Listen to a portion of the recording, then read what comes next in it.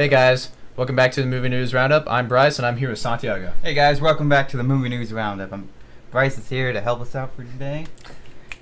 What's in the news, Bryce? Well, first things first, Simon Kinberg still believes that there is a room for a Fantastic Four sequel. Speaking with Den of Geek, Simon Kinberg said, "We didn't make a good movie and the world voted, and I think they probably voted correctly. And you can make a good movie every time out. Not everybody does. We actually have a pretty good batting average, all things considered, but I think we made many mistakes when we made that movie. Mistakes that we learned from and that we wouldn't repeat." Simon Kinberg also said that there's still a desire to make another Fantastic Four movie, saying, quote, "We love that cast. We'll try to be true to the essence of the tone of the Fantastic Four, which is completely, well, not completely, but largely distinct from the X-Men, which is brighter, funnier, more optimistic tone. I think we tried to make a darker Fantastic Four movie, which seemed like a radical idea, but we were kind of messing with the DNA of the actual comic instead of trusting the DNA of the comic." You see, with this news here is kind of disappointing because I kind of want Fantastic Four to go back to Marvel Studios because the 20th Century Fox has messed up on Fantastic Four 3 times. Have you seen? Yeah, I've seen the first Fantastic Four, the Silver Surfer. And did you see the new one? I did not. I didn't want to put myself through that agony. Yeah, the tone. What Simon Kinberg is saying about the tone and how that was the problem. That was definitely not the problem of the movie. The problem it was all over the place and it tried to focus on too many things. But just let it die. Let Fantastic Four go. You have X-Men. X-Men has a ton of characters you can do. You could do Deadpool. You can do Wolverine. You can do all those characters and have their own movies. So I think that this is very disappointing news to me. I don't want them to go ahead, and I don't think 20th Century Fox will because they lost a lot of money. Yeah. That movie was like $100 million to make, and they made $30 million. Really? Yeah, so they lost that much. They lost like $70 million or something around there. So I don't think that they will make another one. I don't think the audience wants another one. I don't know who will see it. Would you go see it? No, I wouldn't. I think what would happen is even if they did remake it, and then even if it was better, who would see it after the track record of the Fantastic Four movies? Yeah, they had technically 4, but 3 films that didn't work. Yeah. So no one's going to be like 4 times the charm. Come on, guys, let's see another Fantastic Four. I'm ready. It's not going to happen. Give it 10 to 15 years before you decide to do another one, which by then the rights would go back to Marvel, which I'm pretty sure they would do something better with it. And as far as the cast goes, none of those characters would want to come back, or even our next story is kind of proof of that. Yeah. So it would segue into the next story. Yeah. The Black Panther movie got a massive boost of hype when Chadwick Boseman's character as the Wakandan warrior turned out to be one of the best parts of Marvel's Captain America Civil War. Marvel then continued to build the anticipation when Oscar winner Lupita Nyong'o entered talks to join the cast. Now, things have hit a fever pitch of excitement for the fans, with THR reporting that director Ryan Coogler will officially re-team again with his Creed and Fruitvale Station star Michael B. Jordan. Jordan has joined the cast of Black Panther in an unknown role, speculated to be the movie's villain. Have you seen Creed? I have not seen Creed. I've heard some really good things about it. You should see Creed. What Michael B. Jordan in that movie is fantastic. Ryan Coogler is the proven director. This is all great news, unlike our last story, which is, again, another reason is that if Michael Jordan's going to be in Black Panther, I don't think he'll be in the next Fantastic Four sequel. So I think this is very exciting. I love Michael B. Jordan. He's one of my favorite actors now. Ryan Coogler. I've not seen Fruitvale Station, but I've seen Creed, and Creed is amazing. You will love Creed when you see it.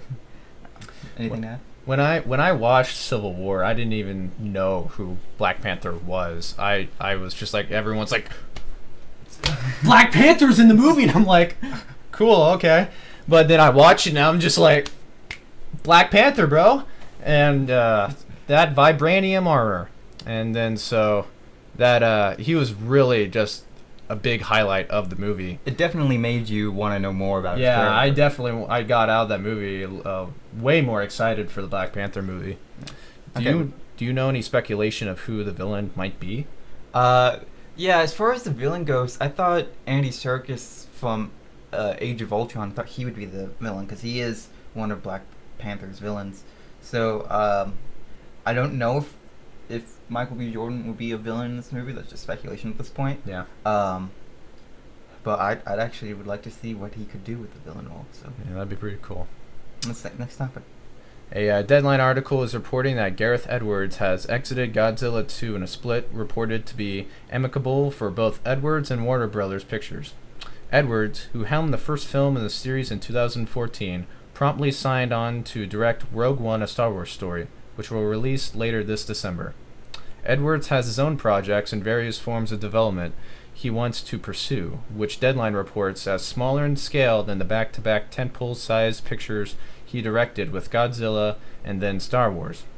Max Bornstein wrote the current version of Godzilla 2, which is dated last week for release on March 22nd, 2019. I'm sad to see Gareth Edwards go. I liked the first Godzilla movie. Did you like the first Godzilla movie? Yeah, you took me to see it, and it was like your fifth time seeing it. Yeah, it was. Yeah, I'm sad to see him go, but I understand that he might want to do something smaller after doing two giant, massive films and being in. He probably just wants to be behind the camera more and not be in the editing room or in the VFX room. So I get it. 2019, I feel like they could push that date up a lot more because it only takes about 2 years to do a movie. So I hope it comes out around 2018 and not 2019. I hope they change that date. Any feelings on this? Do you think the quality would be any better because it's coming out in 2019, or do you think it's just it wouldn't be any difference? I don't think it would be much difference because pre-production on this movie has been on for a while, and I'm sure that they're all ready to go. They already have their monsters. They already have the script ready. So all they need is actors and actresses and a director. So I don't think it waiting longer would make any difference for them. So. Yeah. All right. Next up. THR is reporting that Warner Brothers is teaming up with Margot Robbie for an untitled Harley Quinn spin-off with a number of female heroes and villains.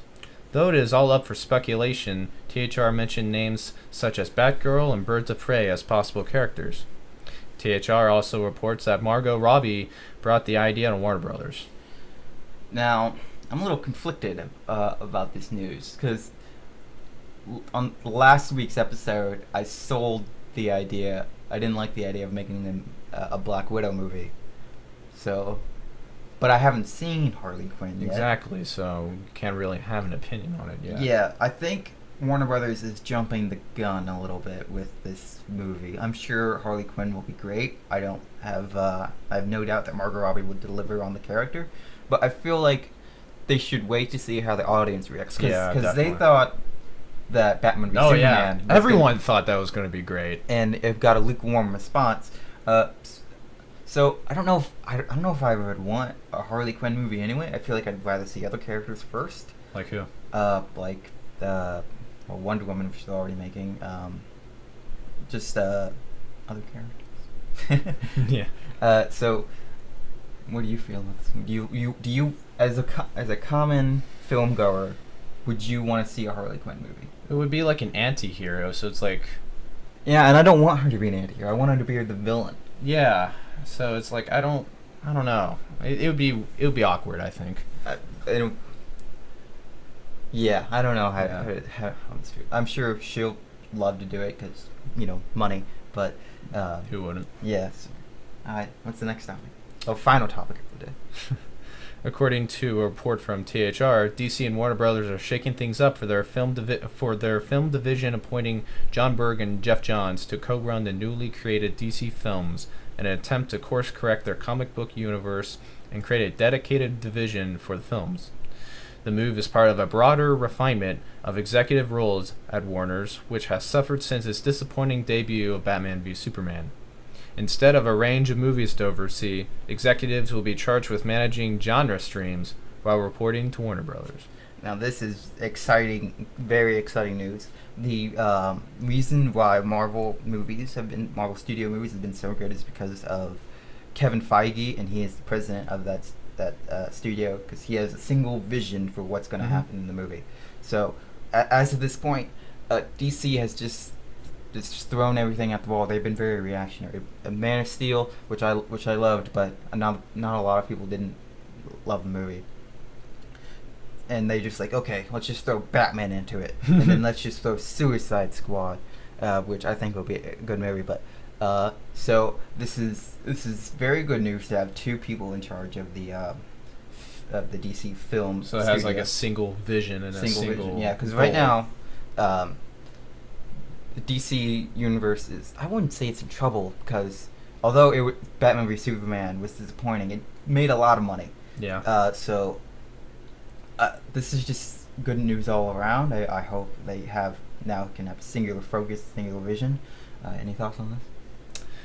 That definitely, if they're trying to emulate what Marvel's been doing in any way, I say go for it, because Marvel has just been hitting DC over the head with a club. Yeah. It's been pretty brutal. Like, I thought Batman v Superman was their saving grace, but then walking out of that movie theater, I was just like, I hope what happened? I hope the director's cut will be better.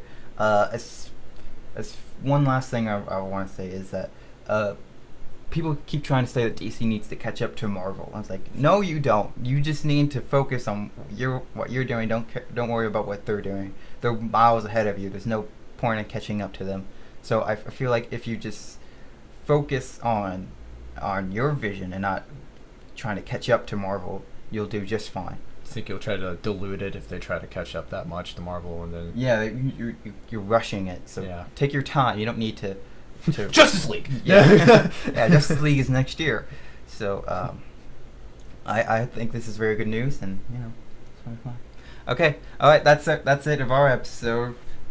Come back next week. Hit that subscribe button. Bryce may not, or may be here. BB will probably be back. Who knows? All right. See ya.